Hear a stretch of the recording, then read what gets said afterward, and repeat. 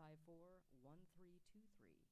So you have to RSVP and let them know you're coming for lunch, and there's limited space. I think it's up to 50 people. So that will be next Thursday, right here in this room. Thanks to all the volunteers that made our cocktail hour and appetizer hour this last week. It was great. We had about 40 people, which was wonderful. The other item I would like to mention is that we are going to have the Corridor Advisory Committee meeting here for Wolf Road redesign on Monday. It is starting at 10 a.m. here. It is just for our 28 different CAC members that are invited to attend the meeting from 10 to 12 this coming Monday. So we are starting the process of looking at roadway alternatives and getting feedback from important community stakeholders and residents on Wolf Road redesign. That's all I have. Can we have a motion for the consent agenda, please? I'll make a move motion to to pass approve. the consent agenda. Second? Roll call vote?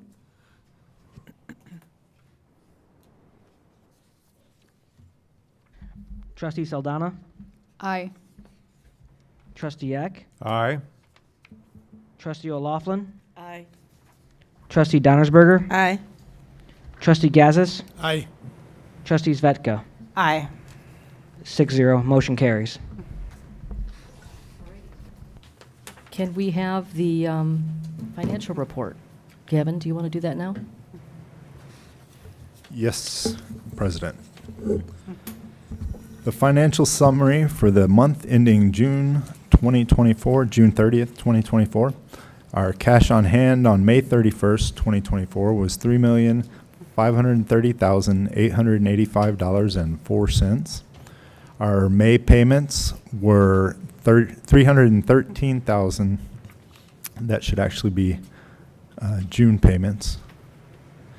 $313,543.62, and total revenues were $359,540.74.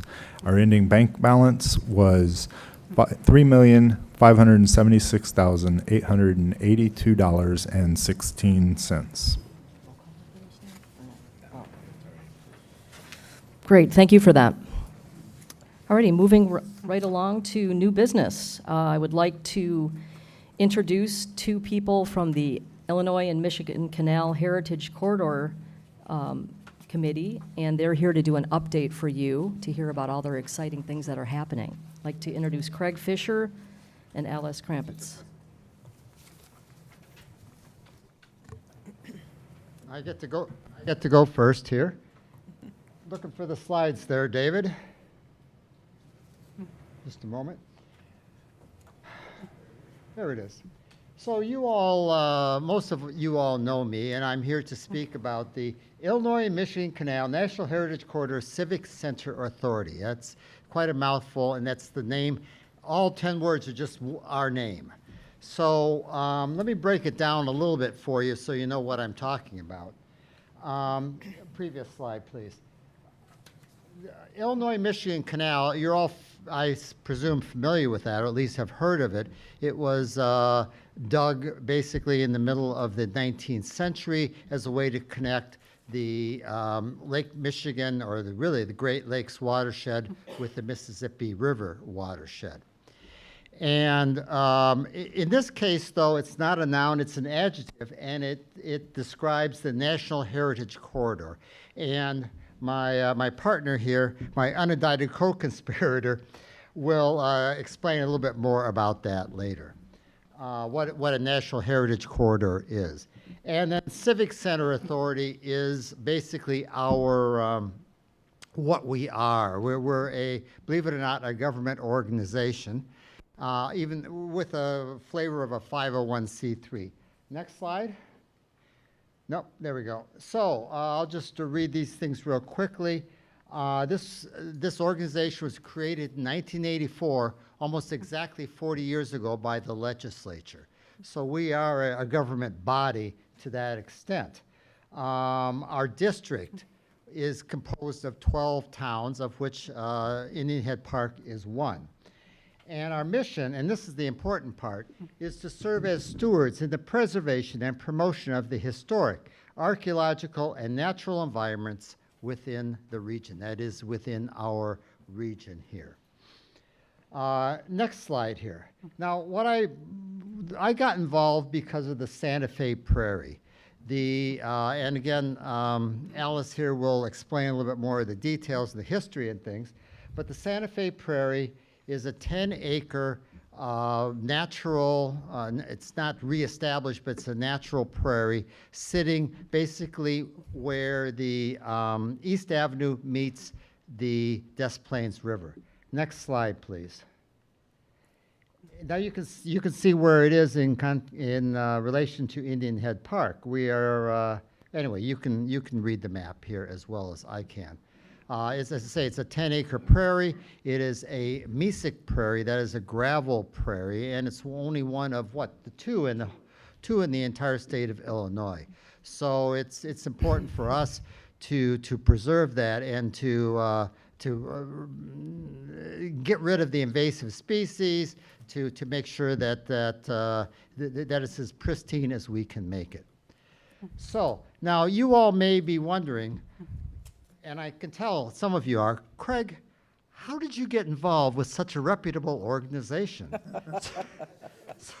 So let me tell you. I was sitting at home minding my own business when I got an email from Amy here.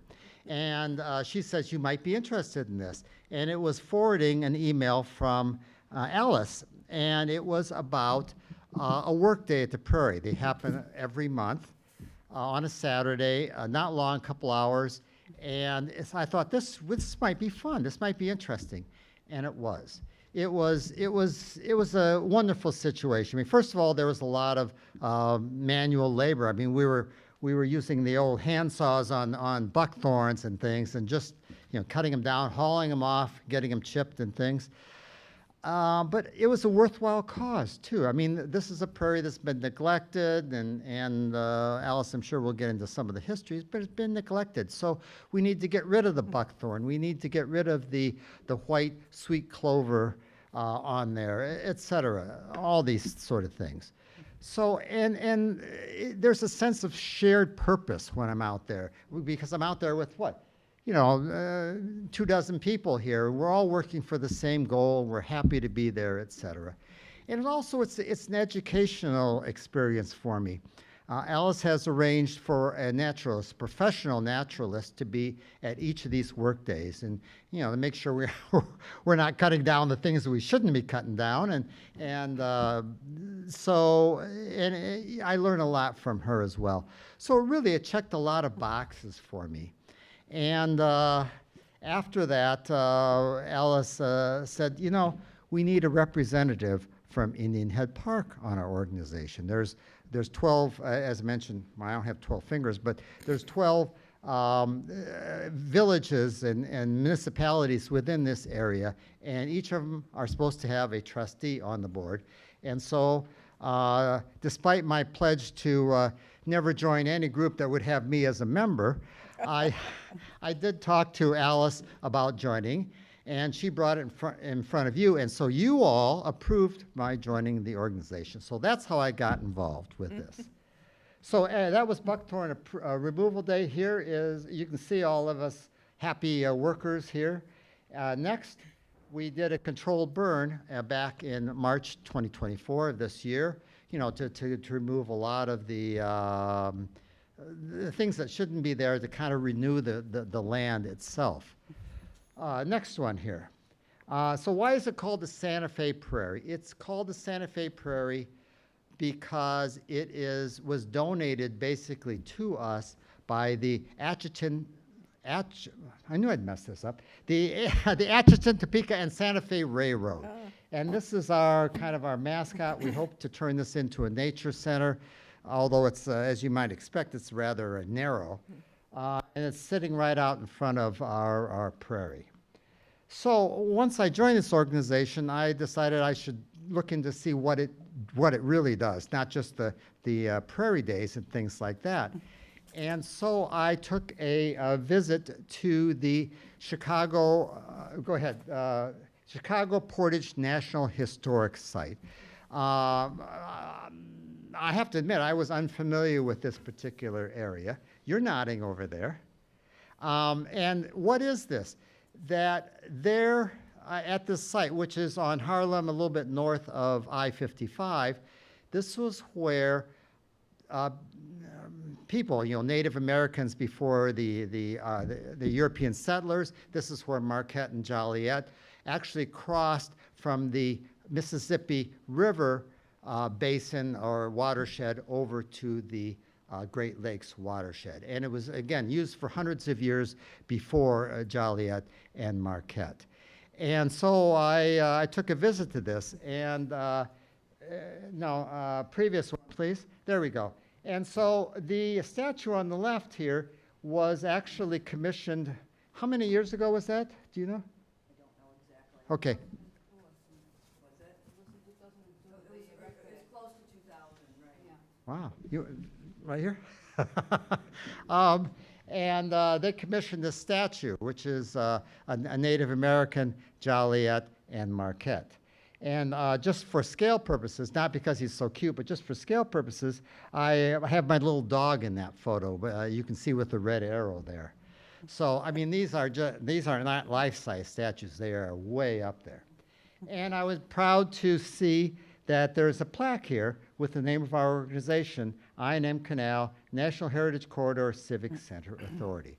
So it's a wonderful organization. I'm really glad to be a part of it, and there's all sorts of things just beyond these two that we do as an organization. So I'm going to turn it over to Alice Krampitz, our chairperson here for the organization, to talk about these other aspects.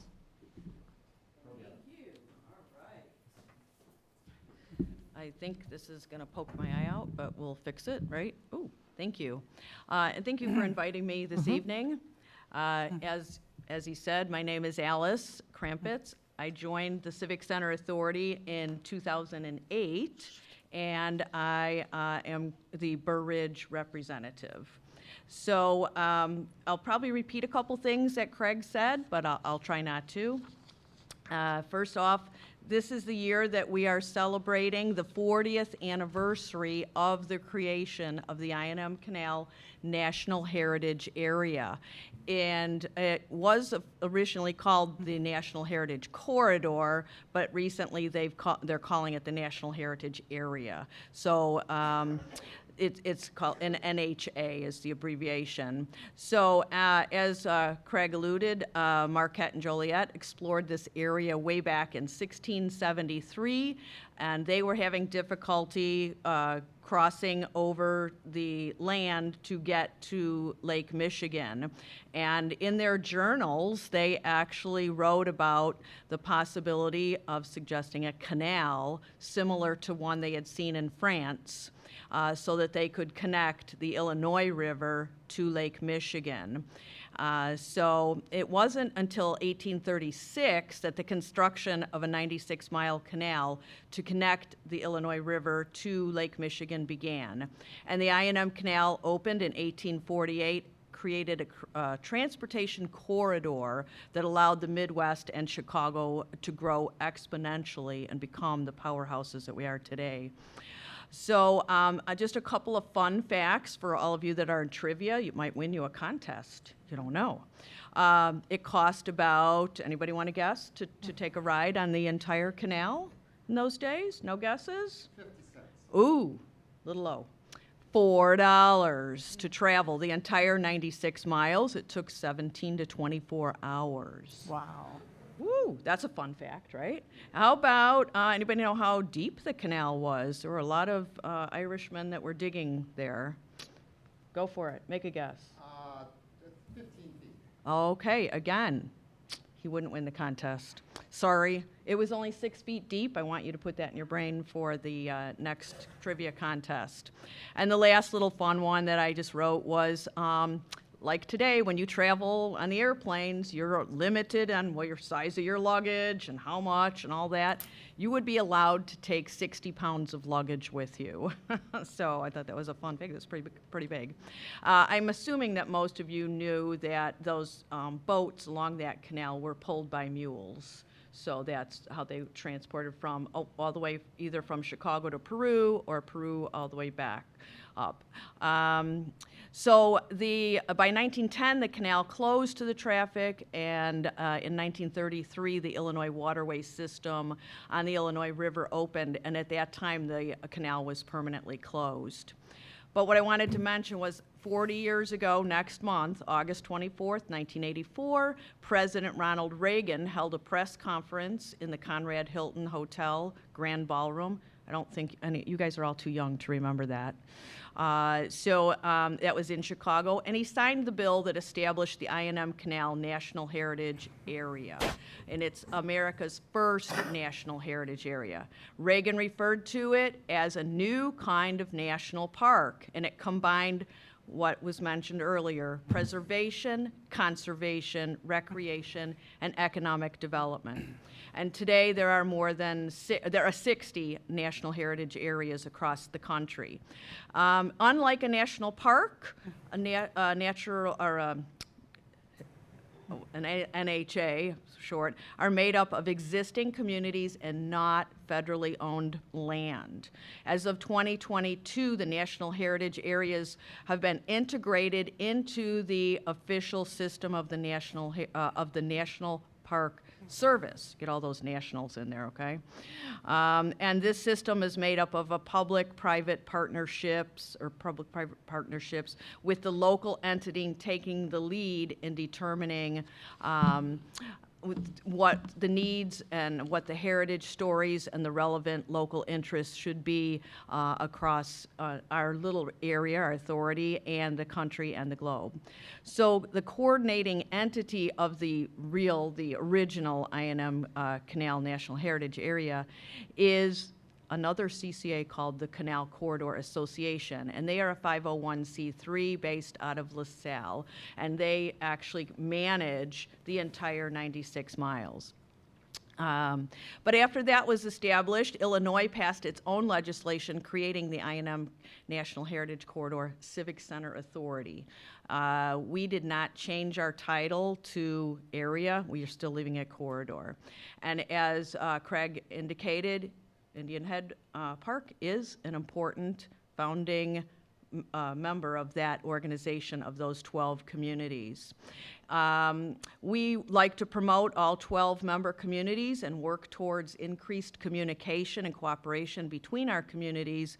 And we can do things like build a boat ramp if we want to. Wouldn't really fit, but there are a number of things that our organization can do. We get our funding through the annual village contributions, donations, and proceeds from our annual River Through History rendezvous, which takes place in September, and I'll talk a little more about that in a minute. We are technically a 501c4, and as he mentioned, we're a municipality. We can apply for grants, matching grants, loans, do whatever, and we can accept donations, which we did from the railroad to get that 10-acre prairie, which is very rare. We've also gotten an OSLAD grant to help with establishing that prairie. So we work with the Illinois Nature Preserve Commission, the Forest Preserve District of Cook County, Nature Conservancy, and Heritage Corridor Destinations. We're also part of working with the Friends of the Illinois Nature Preserves. And in addition to making that statue and owning the prairie and managing the prairie, we host this River Through History rendezvous. It's a reenactment of fur trading era, and we get about 3,000 people each year to this event. And the most popular part about the event is our school days, and I think You've got that up there. So the next picture is our school days. We have about literally 900 to 1,000 students who come, and they do not pay a fee, and our reenactors show them all kinds of historical things, and they have a little quiz that they take. It's extremely popular. A lot of schools, especially from our area, Willow Springs is one that brings a number of schools, and we also have a lot of homeschooled children. We also helped extend the Centennial Trail, working with the Forest Preserve District of Cook County, so that bike trail and hiking trail has been extended. We operated a visitor center in Willow Springs, and then it was moved to Bedford Park, but Bedford Park closed it, and they've made their own heritage center now. So we are currently in the basement of the Willow Springs Community Center, all in storage, and we're hoping to get that space opened up so that we'll have a visitor center. We've also hosted cultural activities like our bus tour, and I think that's the next slide, thank you. We took a short trip from Willow Springs all the way down to Ottawa, heard the history of various canal towns and the history of Chief Shebanaw. We had 47 attendees, so it was a really, really good event. We also participate in annual river cleanups. We support Girl Scout and Boy Scout activities and educational outreach communities. And another thing that we do is Santa Fe Prairie, being rare as it is with over 250 species of rare plants. We are a research site. They do biodiversity studies. We have wildlife studies. They've put up a critter cam. So we've recently learned that we have a lot of deer and a lot of coyotes that go through there, and we found that there's one cat apparently living in the prairie. Not sure why, but lucky he's still there. The mammal research that they're doing is about coyotes and living in urban areas. And we also have inventories of our plants from several decades. So we have unique research that's been done, and it's in our documents. So we can compare the plants that were here in the 80s and the 90s, and we just currently, a couple years ago, had another inventory of our plants. So we have a lot of data. One of the future activities that I would like to talk about briefly is the 100-year anniversary of Route 66, which is in 2026. So you guys are like the perfect partner, I hope, to do something for that. We'd like to participate in some type of celebration as the history. So what are the benefits of the National Heritage Area and the Civic Center Authority? Basically, we have 4 kind of things that we look at. We have healthy environment and healthy people. So by providing these new opportunities, we encourage you to get out and enjoy nature. We want you to get engaged in visiting your local museums and cultural sites that are in our area. Education and stewardship. So one of our goals is to connect communities to these sites, these cultural sites and educational activities. Maybe get, like Craig said, you can learn a lot more about plants and wildlife in our area by coming out and helping us. We promote stewardship of these heritage resources, and we want to make sure that we preserve and protect the Santa Fe Prairie because it is so rare, and we want it to be there for future generations. We hope that we're improving the quality of life through our unique settings, educational and volunteer opportunities, and we believe that we make our communities better places to live by doing some of these activities. And the last is engaging community members in heritage conservation activities to promote community engagement and pride. We think we can strengthen the sense of place and community pride, and I know Craig's very excited to be a part of that. So we're all stewards of this area in some way, and as you can see, there's a lot going on. I wanted to just comment that we're very grateful to have Craig Fisher as a liaison, and we'd like to know more about what we can do to help you and hopefully work together. And I think we can strengthen our relationship.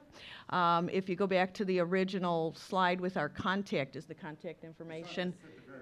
Okay, so there are different ways to connect with us. We have the imcanal.org. We're on Facebook with Santa Fe Prairie Nature Preserve INM Canal, and riverthroughhistory.com.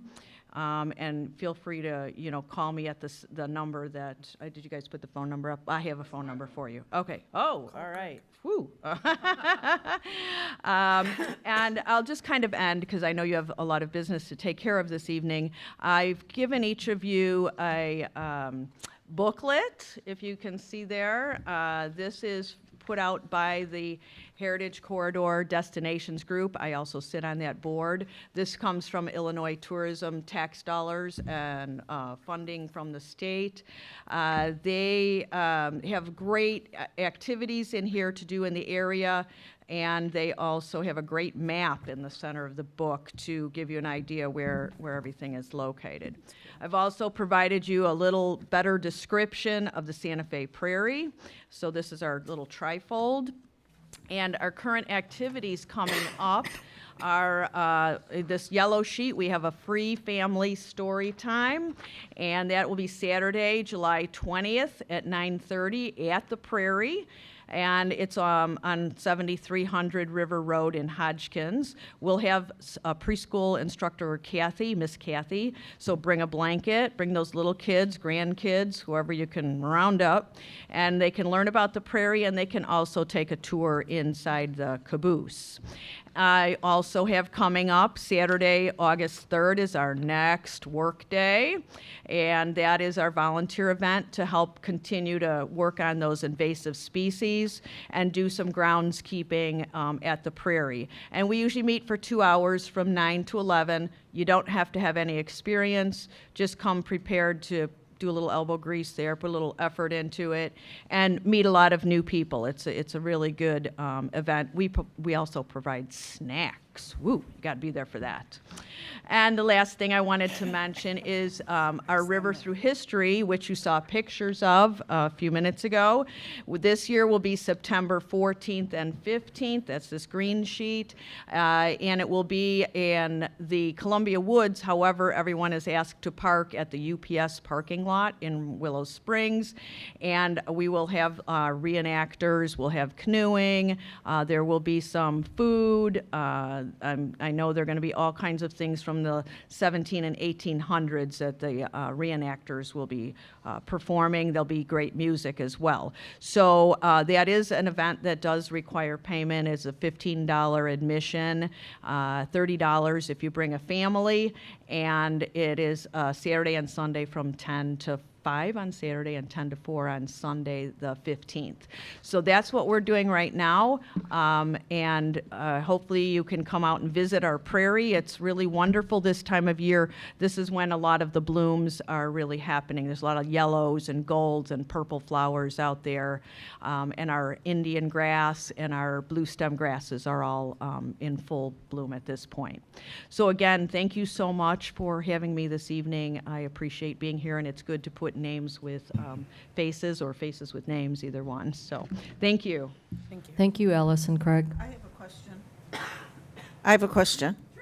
Is your caboose portable? Do you bring it to other events? No, it is not. It is Okay. permanent, and it's a 1981 caboose, and it needs a little bit of work on it Okay. right now. And the coloring books, do you pass those out? So they will have coloring pages on the day for the prairie, but if the actual, are you referring to an old I&M Canal book that was a coloring book? No, I'm asking if we had an event here, I'd like to offer it to the children that come to the event. Yes, if you want to touch base with me or Okay. Greg, that's not a problem. We can supply some things for you. Then I had one more question.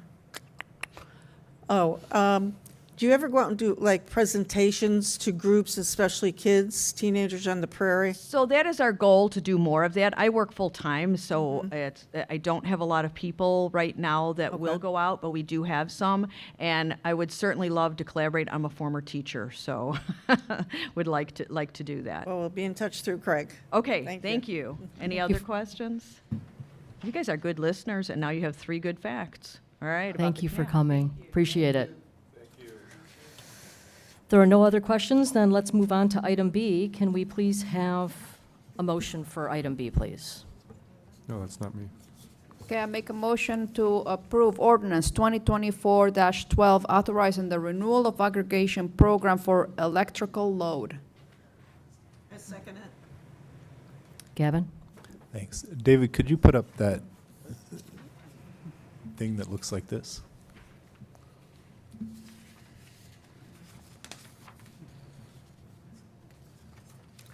Is this your? Thanks. On the screen and before you here on the dais is the results of this morning's opening of proposals or bids from energy providers. And Sharon Durling, who from Illinois Aggregation Consultants, explained at the last meeting the process for electrical aggregation, and the board directed her to solicit bids on our behalf, as she has done in the past. I think we've been working with you for 4 years, is that right? Yes. And those bids were open today. And all but one represented no savings to residents, and those are the ones in the bottom chart. Option 2 kind of faded because it's not the best for our residents or for the village.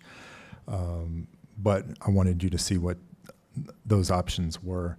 And there was one bid with a ComEd price match and an additional benefit of a contribution to the village. So our recommendation is to authorize the village administrator to enter an agreement with MC Squared as outlined in that option 1 on the handout. Sharon is here to answer any questions that you might have about this, and I can answer any too. 2 questions. Just to repeat, in the ordinance, residents can opt out if they choose to do so? It says here. Yes, always per law. Pardon me? Yes. And the second question is, there are contributions, it says 12, 24, 36, are those months? And is that what the village is going to receive, 10, 20, 30,000? Yes, the village could elect to just set the program for 1 year, 2 year, or 3 years. So it's 10,000 per year. So that's a choice before you. Suggest if you set a 3-year program in place, then you're kind of set for the next 3 years, and it would be 10,000 per year. So yeah, those are months. 12, 24, 36. Thank you. I have a question. Have you dealt with MC Squared previously?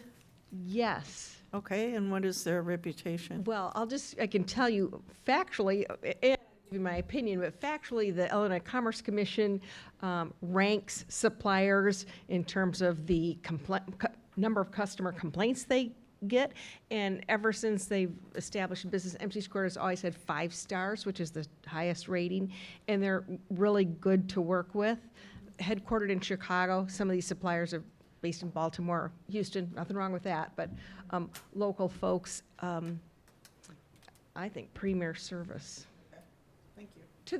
To the residents is what's important, is, not speaking in here, they have a very good customer service desk when residents call in and they take care of them. That's kind of key.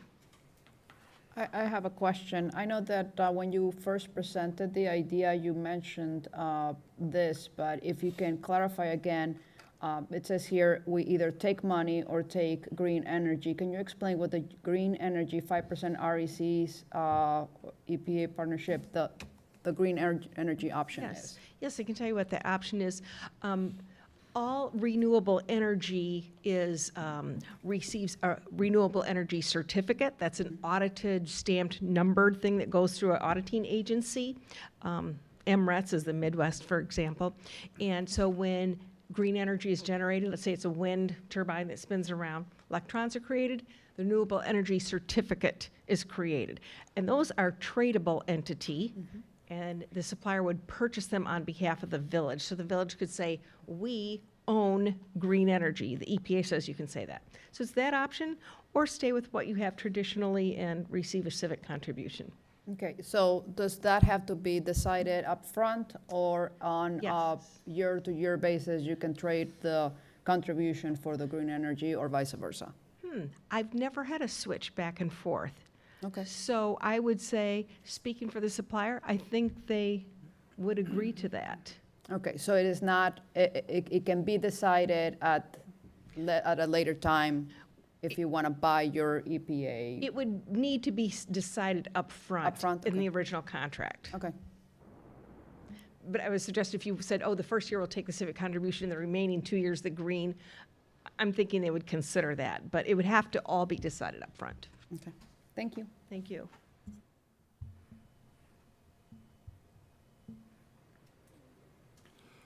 Where it says residents opting out, does this mean that they're automatically included, or do they have to sign a form to say that they want to opt in? When they receive an opt-out notice, they're automatically enrolled unless they take action to opt out. And also, trustee, if they miss that first letter, the dog eats it, it gets lost, they get a second notice from ComEd confirming the same. So residents will have an opportunity to make that choice. Thank you.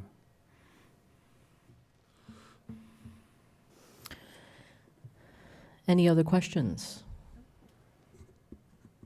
Gavin, is there anything else we need to cover before do we need to take a vote then on, Yes, please, a vote. can we have a roll Approving the call vote, ordinance. please, for this item? Which are we taking? Are we taking contributions to the village or the green energy? Do we have to make that decision as part of this motion? Yes, and the recommendation before you is the contribution. Thank you. Does anybody have a feeling about the contribution? Or are we going to stick with that? Okay, we'll stick with the contribution, then we're going to be voting then on this agreement with the financial contribution. Can we have a roll call vote, please? Trustee Saldana. Aye. Trustee Eck. Aye. Trustee O'Laughlin. Aye. Trustee Donnersberger. Aye. Trustee Gazis. Aye. Trustee Zvetka. Aye. 6-0, the motion carries.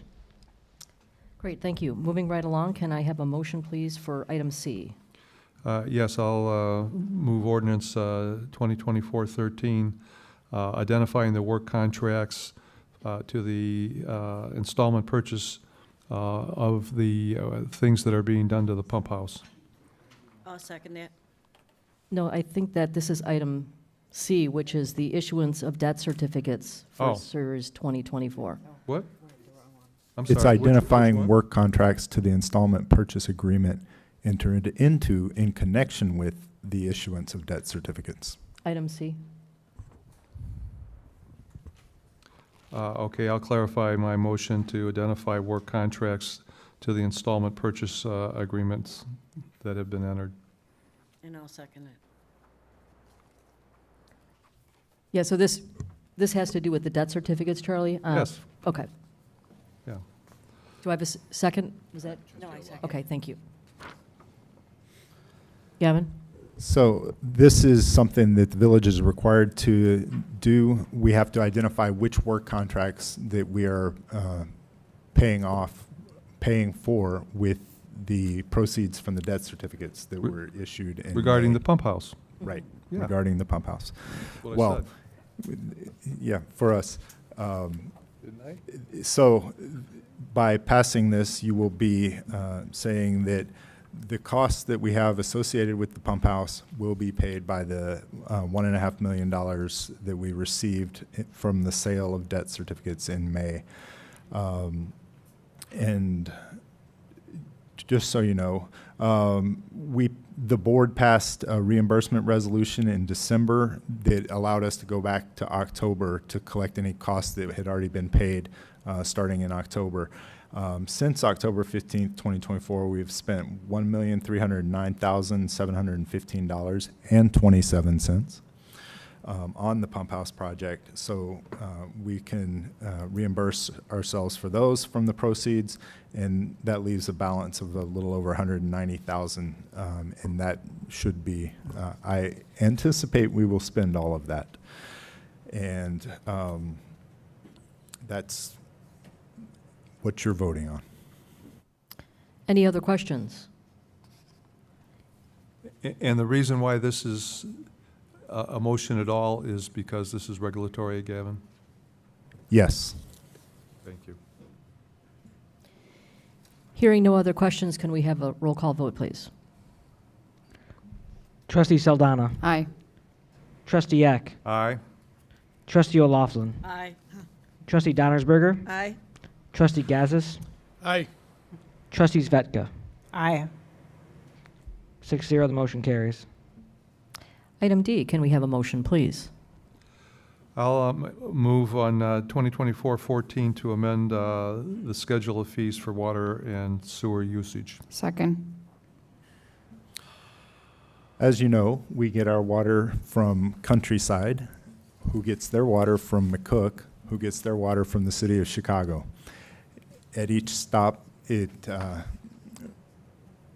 has a price, and that price is it has been increased by Chicago and passed on to McCook. McCook has passed it on to Countryside, and Countryside is passing it on to us. And this ordinance will pass it on to the users of our water, our residents, our businesses. The increase is 19 cents per 1,000 gallons use, and that's a 1.5% increase for the users in Indian Head Park. That I've took the percentage, the 1.5%, and have applied that also to our sewer rate, which is also based on 1,000 gallons per 1,000 gallons of usage, and also to the commercial hydrant tapping rate, which again is based on $1,000, 1,000 gallons of usage. As you know, you've received a lot of feedback from the public about water rates and about particularly how our flat rate is applied. That flat rate is also known as an access rate or an availability rate. And it's the price, the monthly cost for residents and businesses to have access to water.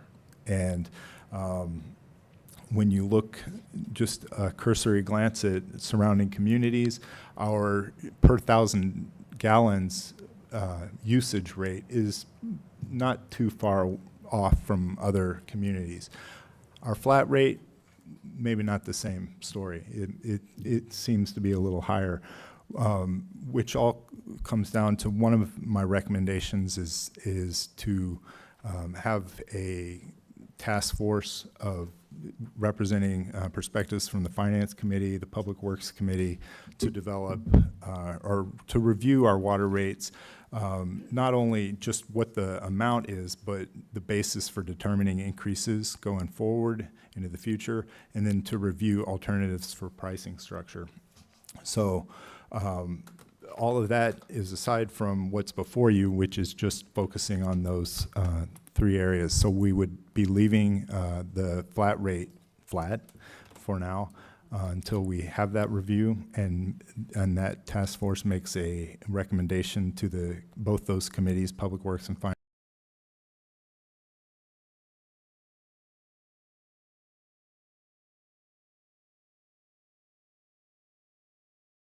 per 1,000 gallons to $12.70 per 1,000 gallons. The sewer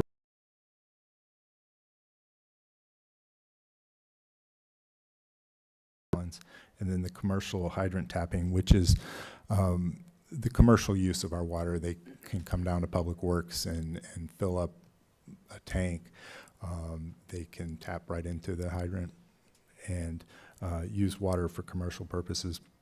That rate would go from $31.35 per 1,000 gallons to $31.82 per 1,000 gallons. So that's a summary of excuse me, the recommendation. I can answer any questions.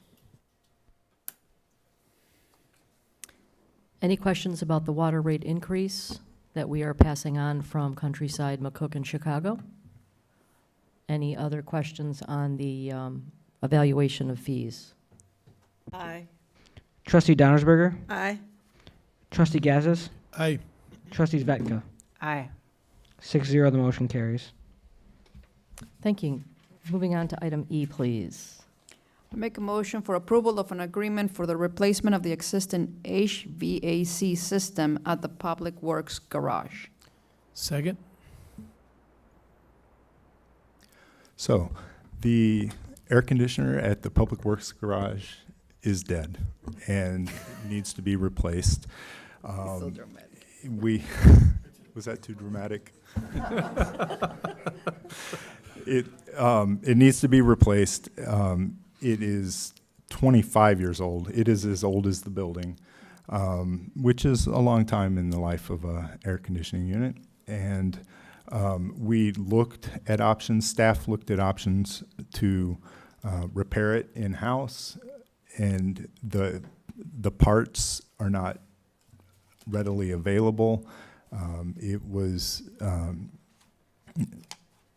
I'll spare you the details of what went wrong, but it just doesn't make sense to repair it. We've also been putting a lot of investment into repairing it every year. It has not worked well in the year that I've been here.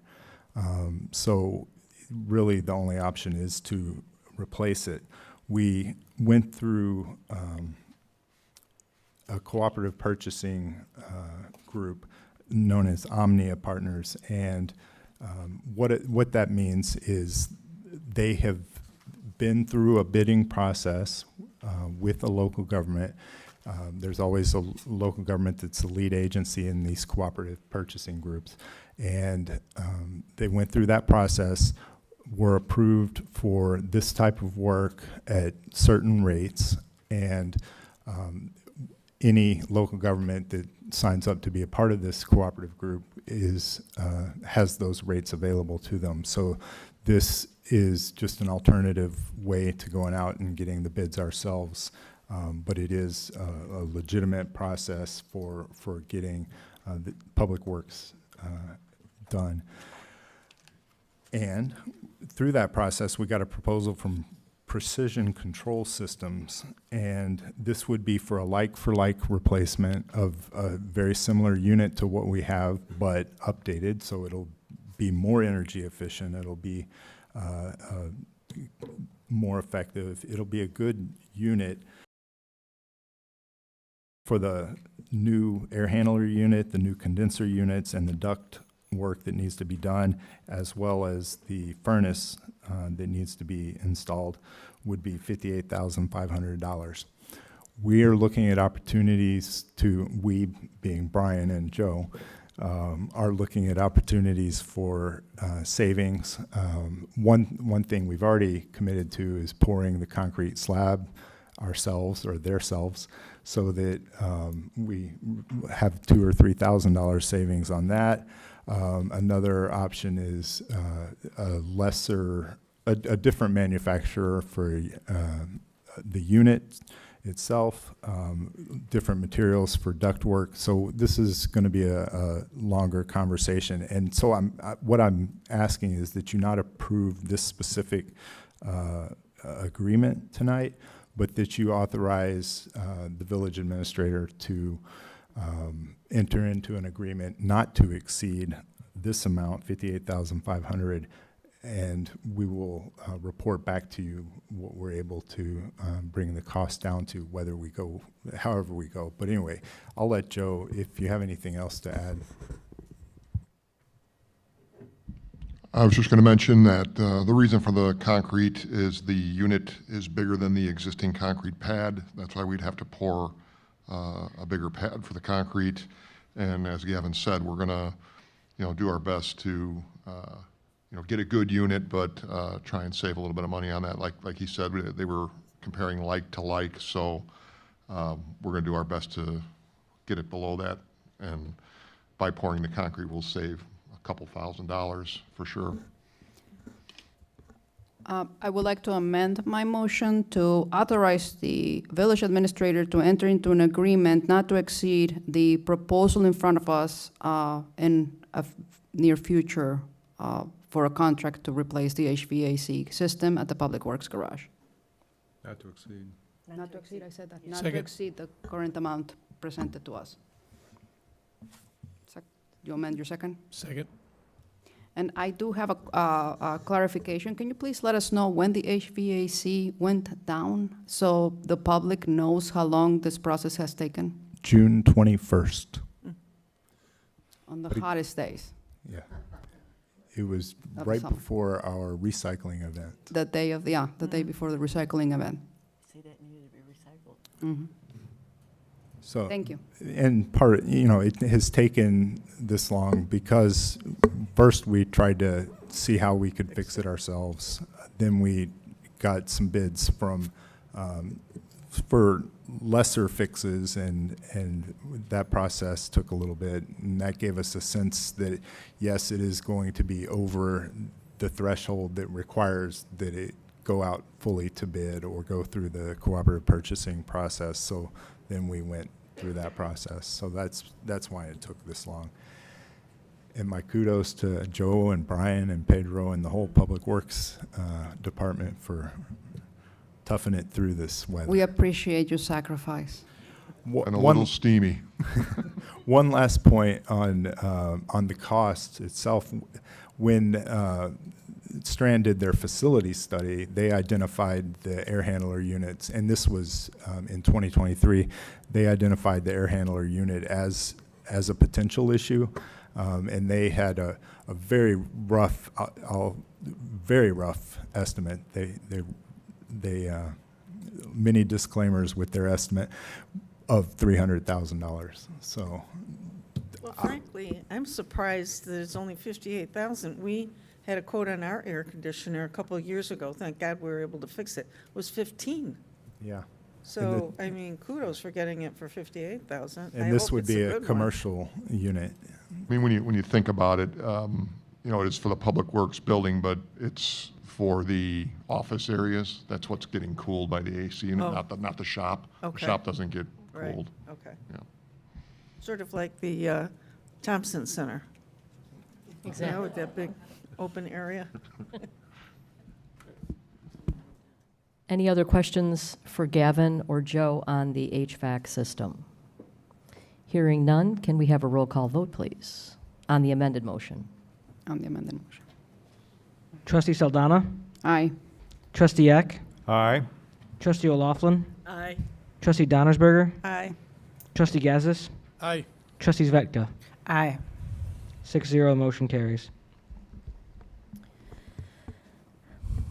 We are at the time that we can now talk to the public and have the public come to the podium and make any comments at this point. Do we have any public comments?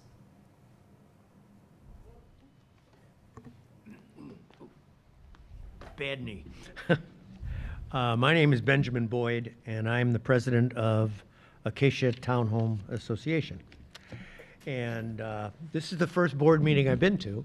I've been here Welcome. 12 years, but my vice president, Julie Wright, has spirited me on. She couldn't come tonight, but she spirited me on and said, Ben, we got to start supporting our village a little bit. So, and Charlie came to one of our board meetings, so, quid pro quo.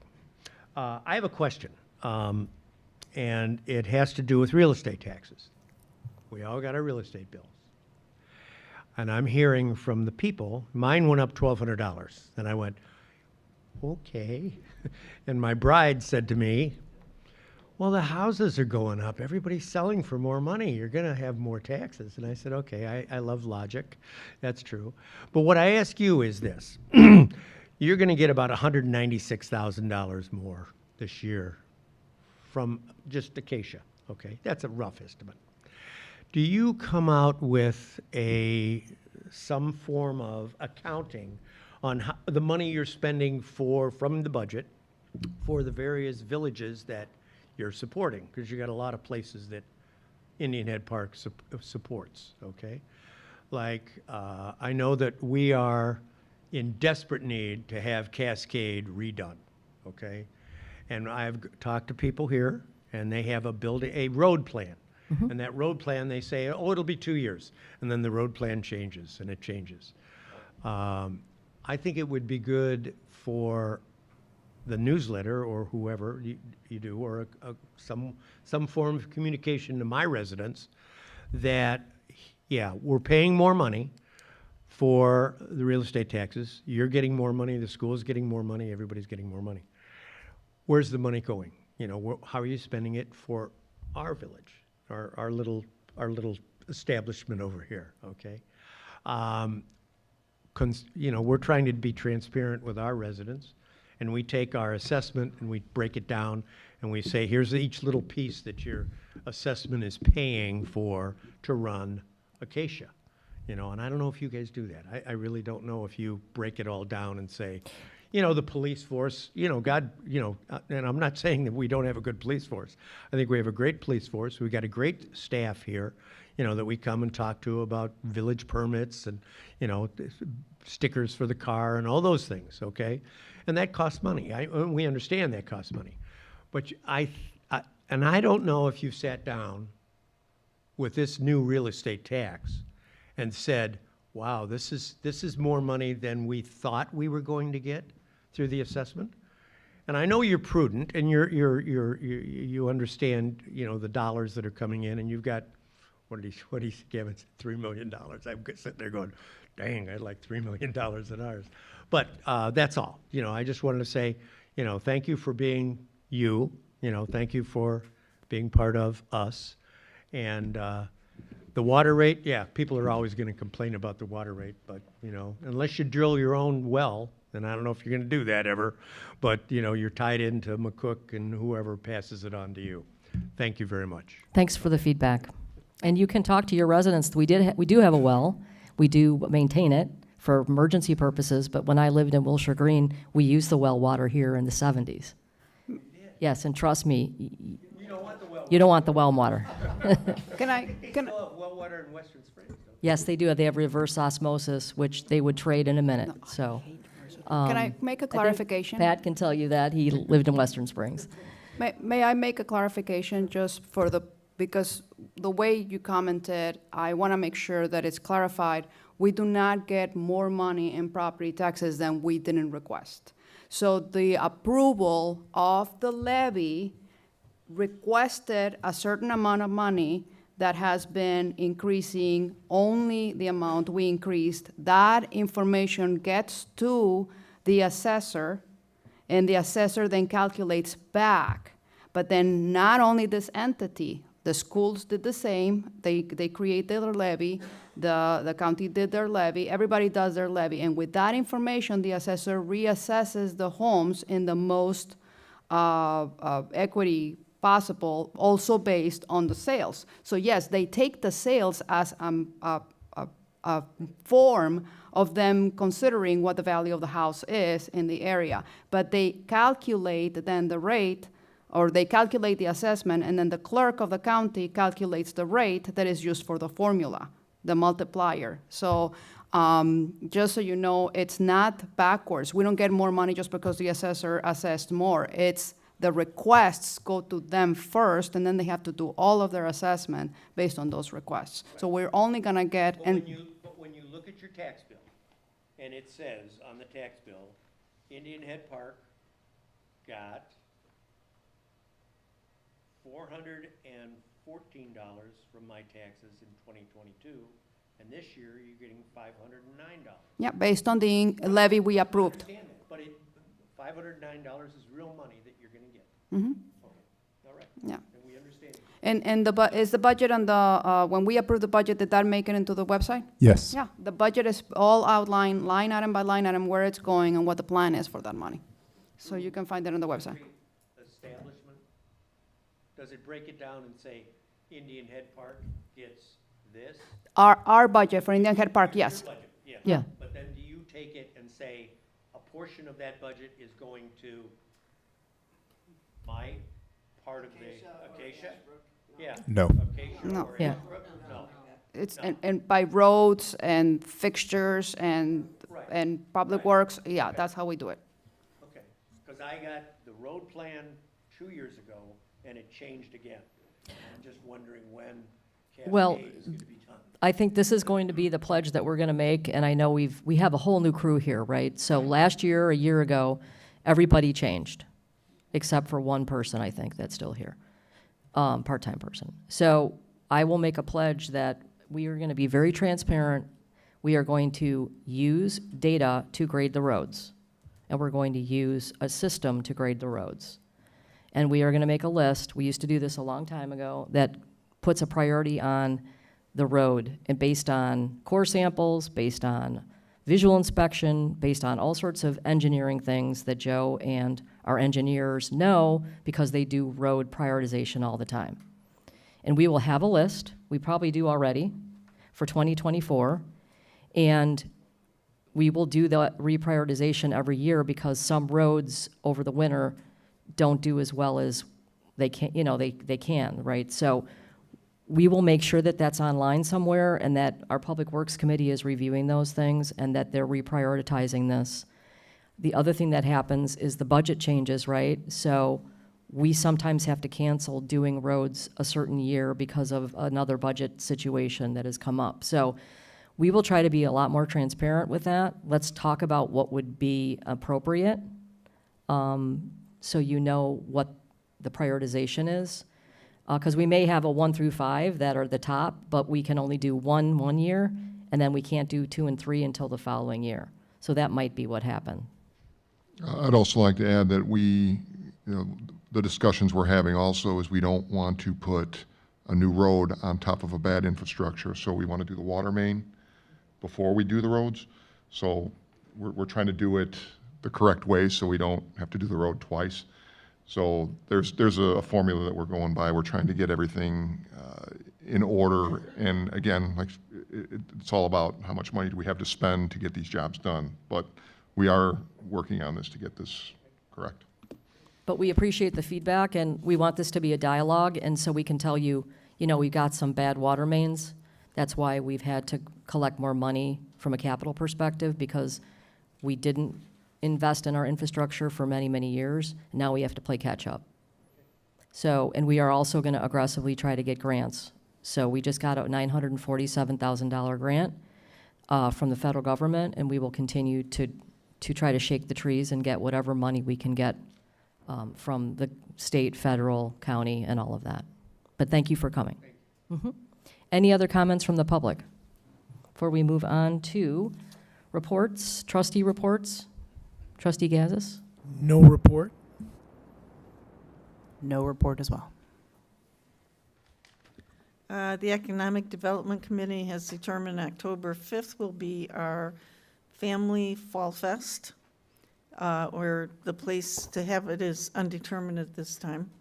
But we hope to make it bigger and better than it was last year when it was the Spring Fling. We've changed the name because now we're going to be in the fall. It'll be for the whole family, so we're going to have music and refreshments and all sorts of good things for the kids and teenagers, I hope. As far as the triangle goes, everybody's seen that big mound of clay. It's not even dirt, it's clay over there. And that's a result of the owner of the property replacing the retaining wall, which is right to the south of the property. And he supposedly is going to put it back in, but it seems to me it's not all going to fit there, so he's going to have to get rid of a lot of it. And when I pass it on to Gavin, I'm going to ask if you have any timeframes on that. No. Yeah, so the time frame on it is going to be, months of work going on there. Because what has to happen right now is where he's at is he's basically has the form in there, and now they're laying the rebar. And it's going to take a few weeks for them to lay the rebar. We had Kirk go out, our inspector, early in Monday because they requested to have a consultation out there to make sure that all the forms were doing well. So they didn't want to put all the rebar in, come in and have to redo it all over again. So we know the company that's doing it, and they're reputable? Yes, and we've had our inspectors go out, both scheduled and unscheduled. Okay. And every time we've gotten reports from both Kyle and Kirk that they're doing it in the best workmanlike possible. They're actually going a little bit, they're trying to make sure they're doing it right. Okay, It's a very good. tight area that they're doing it in. Yeah, I stopped by the other day, there were 2 men working. Yeah. So right now, like I said, it's a little bit, time frame wise, it's still gonna be extended. Speaking to Kyle about it, it's looking to go into the fall, which was one of the concerns too with timing for events, so. Yeah, thank you. Brenda? Okay. A movie at Blackhawk Park is being presented by C-Spar in the Village of Indian Head Park on Saturday, July 20th. It's free and open to the public. The doors will open at 7 p.m., not sooner. As far as we will be having grilled hot dogs, side dishes, freshly popcorn, cotton candy, and treats, but it will not start until 7 p.m. The showtime will be at sunset, and the movie is Daddy Daycare. The runtime is approximately an hour and 32 minutes in that, but we're looking, the only thing we need is good weather, and we'll be all set. And volunteers. Yes. And that's all I have. Trustee Eck? Yes, Public Works is having a meeting tomorrow at 9 o'clock. The public is invited, and on the agenda, we have streets for Indian Head Park, so that's already on our agenda. In regards to the Finance Committee, we are working with staff in regards to modernizing our financial systems in that regard as well. Thank you. Trustee Saldana? I have no report, just to mention again the event we had at Shears and Bites, and it was very well attended, and really, thank you to the volunteers. They did a great job with the room. We think that this was a perfect way to announce our congregate meals, and we're hoping that the people that came will spread the word, but we will also work on spreading the word for our next week, July 18th, first meal here. Christina, I was unable to attend it, but many of my neighbors did, and they were really impressed with the organization and the whole Thank you. event. They said it was wonderful. So thank you. It was fun. Yeah. Thank you. Village Clerk? So I'm going to do a few updates. First off, all the business and liquor licenses invoices have been sent. I want to thank everyone for being patient with us. It was a learning process this year. As you said, we have a whole new team.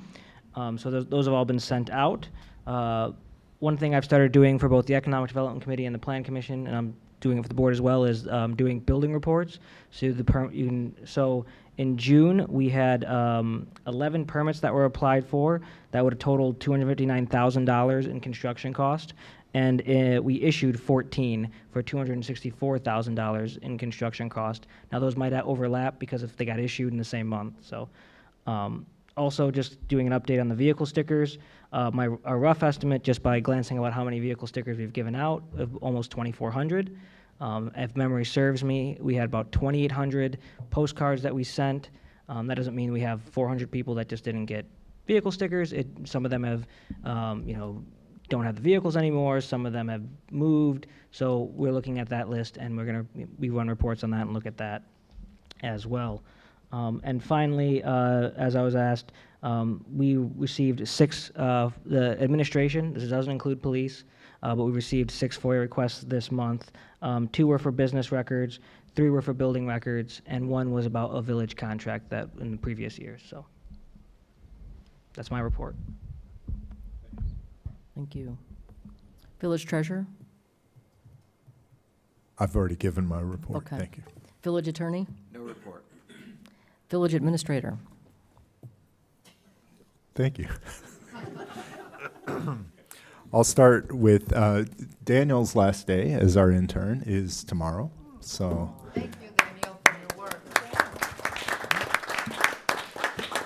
Daniel probably had one of the more exciting internships of his class just because he walked into a very chaotic situation here. Because as has been mentioned a couple of times, everything turned over just not long before Daniel came along.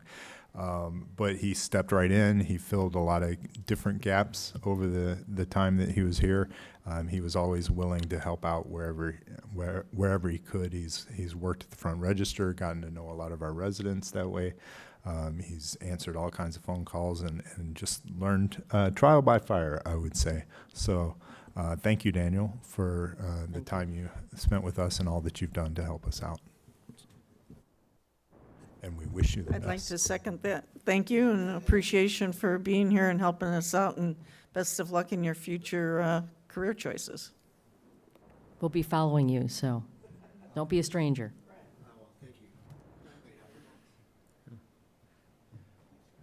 Then I'll move on to the Heritage Center. I have been talking with air quality testing firms, but I've also expanded that to, because of some of the other issues, structural, HVAC, and other building systems issues, I've reached out to a forensic architect on the recommendation of some of the air quality testing firms to get that.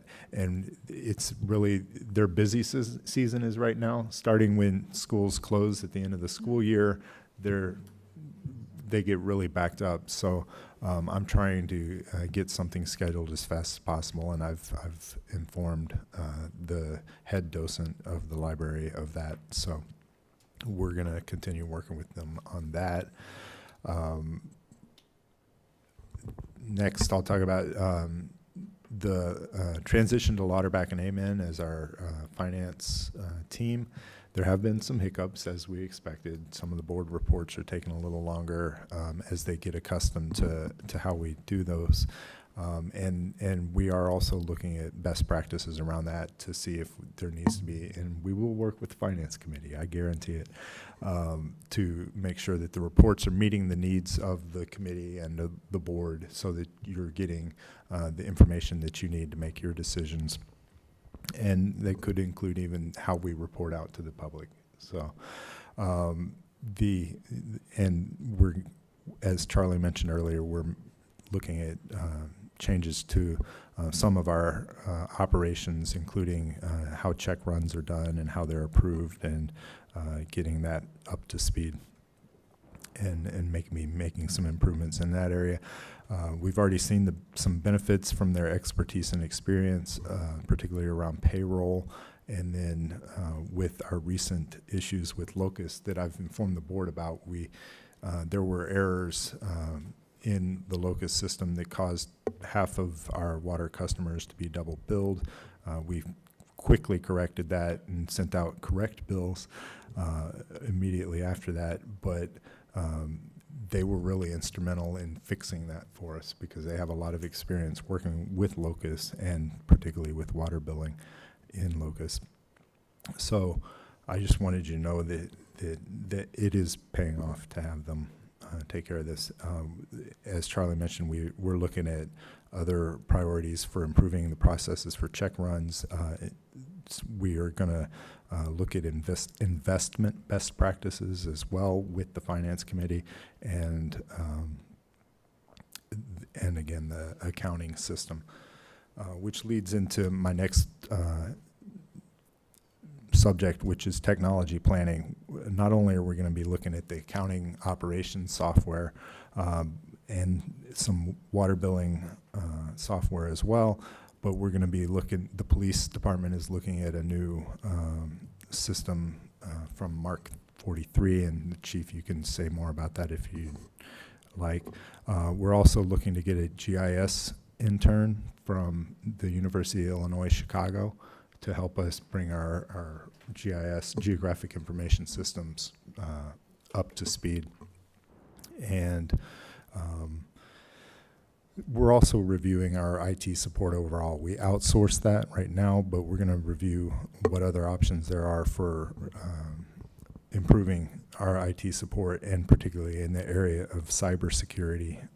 Not only we'll review the infrastructure from that perspective, but also make sure our software is up to date, and we'll get some training for all of our staff on cybersecurity. So that's all going to go in. I'll bring a technology plan to the board for consideration that's going to outline the priorities in that area and then what the investments will need to be.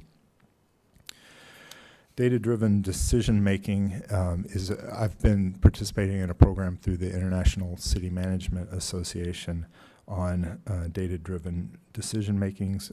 Right now, I'm working on a short survey for residents, elected officials, and staff that will be coming out in the next couple of weeks to get some feedback on community needs. And I will collect that information, analyze the data, share it with the board, and we'll use it in developing some of our budget priorities and aligning the budget with the needs in a way that's based on data.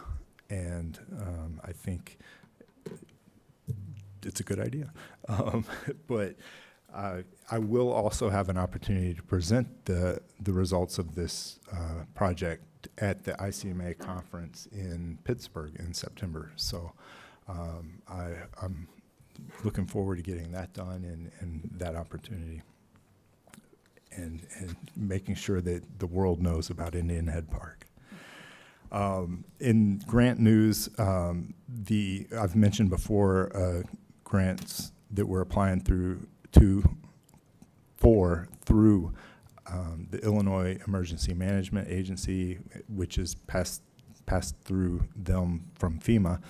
That grant was due July 19th. Now it's been pushed, the deadline's been pushed back to September, but I'll bring more information as we get closer to submitting that.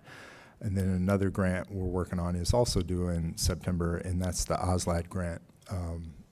Open Space Land Acquisition and Development is what OSLAD stands for, and the Canal Civic Authority mentioned that they had gotten one for the Santa Fe Prairie. I don't know if that's how you got the caboose out there, but. I'm not sure because that was before I arrived, but it was Okay. all part of. And, but we're applying for that grant for Sacagawea Park, and part of that grant application process will be getting, again, public input on what are the priorities for that park, what does the public want, and I'll probably start with a park neighbor in gathering that public input.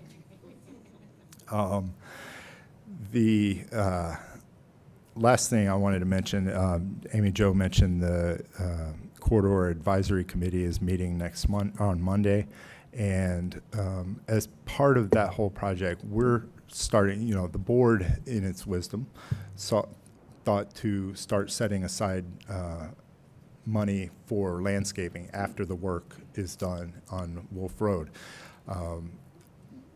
The question we started asking was, how much is enough for that project? And so in order to get a sense of that, we have been talking to some landscape architects about giving us some concepts. What I've asked for is different levels, a low investment, medium investment, high investment options for landscaping, and then drawings, conceptual drawings around that, a plan and then a profile of what those different options could look like, and kind of a rough estimate of what the cost would be for that. And that, again, goes back to the data-driven budgeting, just knowing this is what we can get for different levels of investment. So the board can decide, okay, we're comfortable with this level of investment for this visual. And that will inform, of course, how much we put into the budget for that, which will make it a lot simpler to communicate how we arrived at the budget we arrived at with residents. So that's my report. All righty, Joe, would you like to go first in Public Works? Thank you. I'll start with the pump house update. We're a little behind schedule because we were trying to get the ComEd to come out and shut the power down to the building so we can upgrade our electric over there, and we were delayed by 3 weeks, maybe 4 weeks.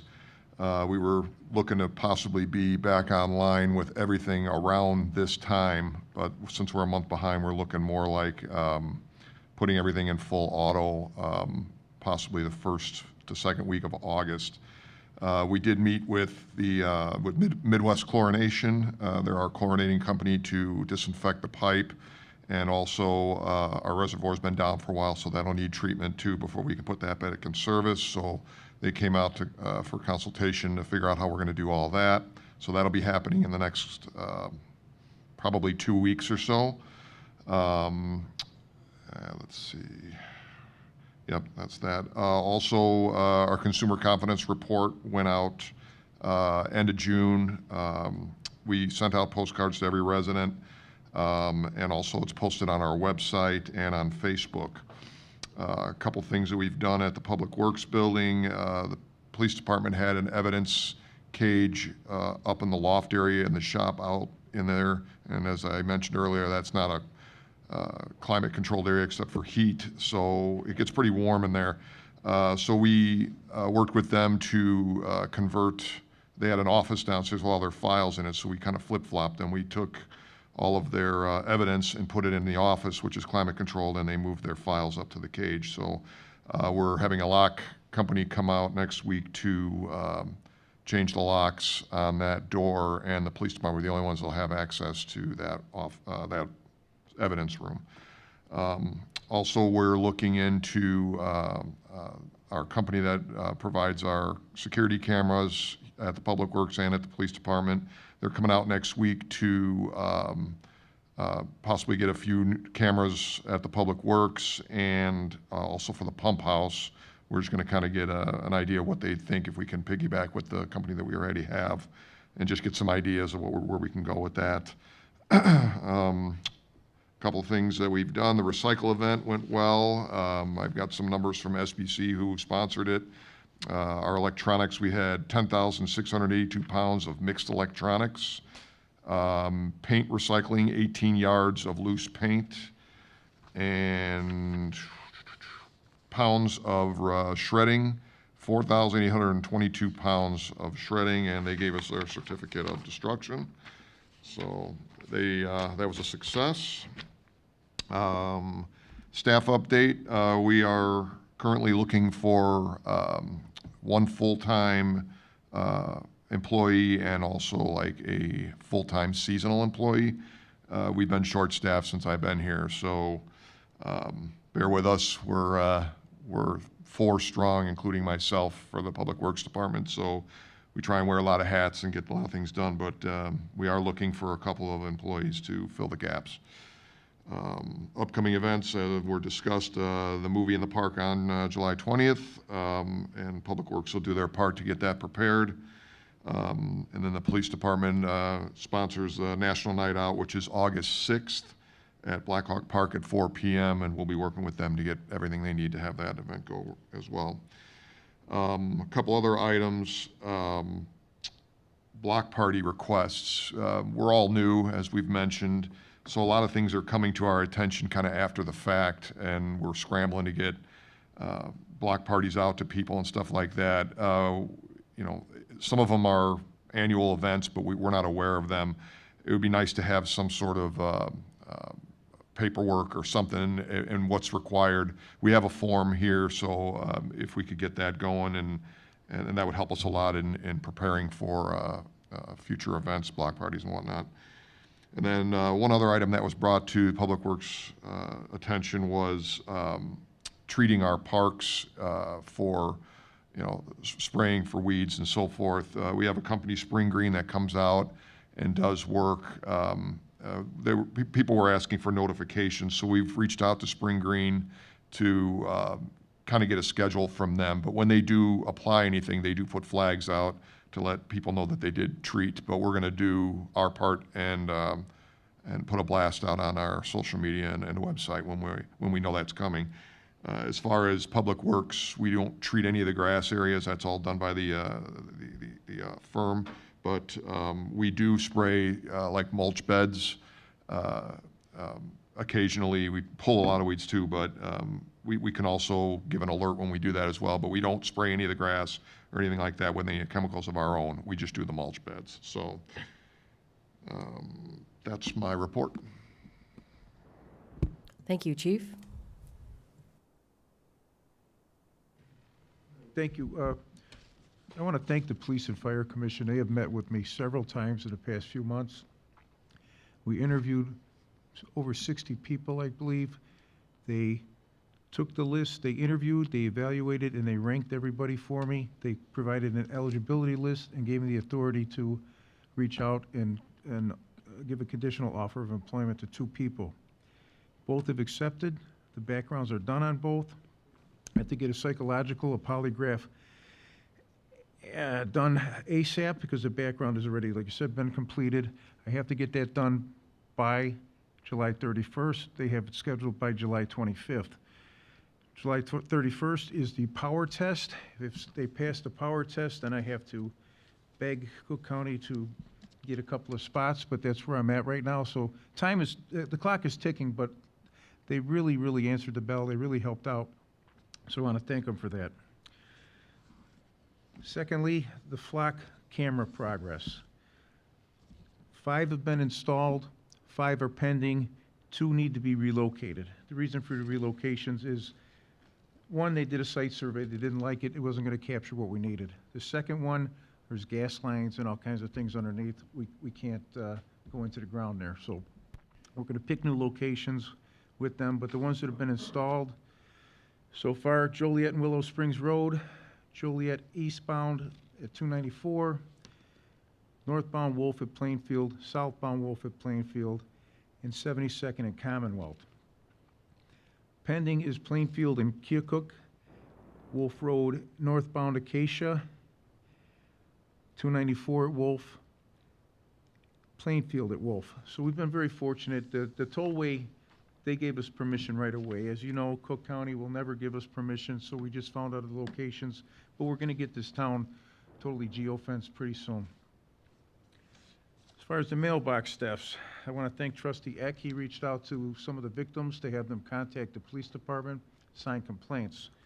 My phone, I was just notified that they were able to locate the offender, and they're in custody right now. She is in custody right now, so I'll update that later. Again, like we talked about, we're working with Public Works to get at the perimeter all set up for National Night Out. It's August 6th. Please come out. There's a ton of activities.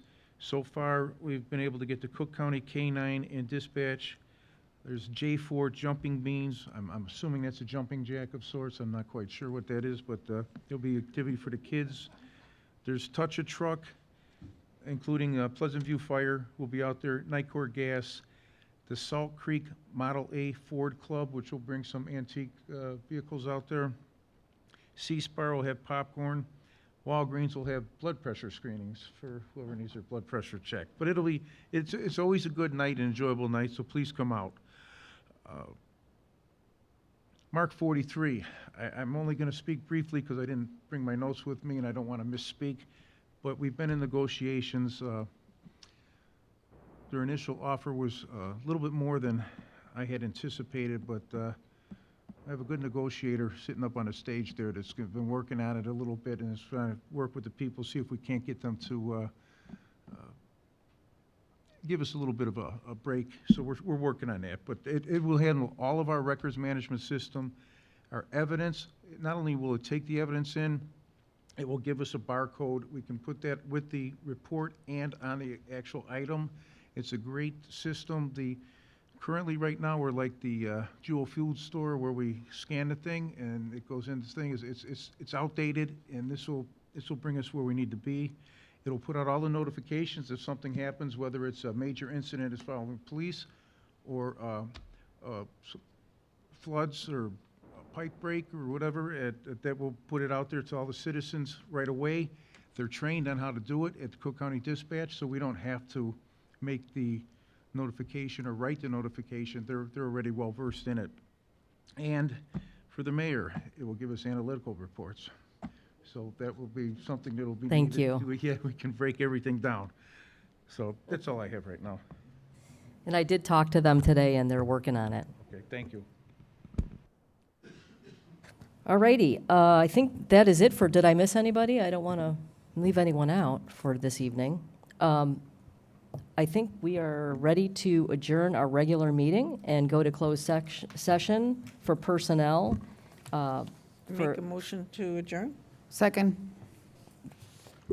But I need to go to, we need to do Personnel 5 ILCS 120/2C1. So the motion we would be seeking would be to adjourn the regular meeting and go into closed session for the purpose of discussion of personnel pursuant to the statutory section cited by President Wittenberg. I amend my motion to what he just said. I second my motion to do that. Can we have a roll call vote, please? Trustee Saldana? Aye. Trustee Eck? Aye. Trustee O'Laughlin? Aye. Trustee Donnersberger? Aye. Trustee Gazis? Aye. Trustee Zvetka? Aye. Motion. 8:31. 8:31, meeting's adjourned.